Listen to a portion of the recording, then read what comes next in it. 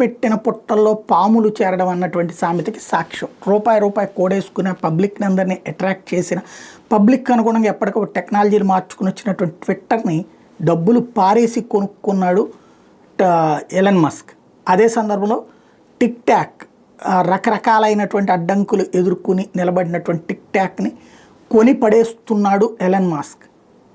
అలాగే ఇప్పుడు తాజాగా ఫేస్బుక్ను కూడా కొంటాడా జుకర్బర్గ్ దగ్గర నుంచి. ఎందుకంటే ఇప్పుడు ఇదివరకు ఎట్లాగా సోరోస్ కథ నడిపాడు అంటే మీడియా, సోషల్ మీడియా తన చెప్పు చేతలో పెట్టుకుని, అదే తరహాలో ఇప్పుడు కథ నడిపే బాధ్యత ఎలన్ మస్క్ తీసుకోబోతున్నాడా?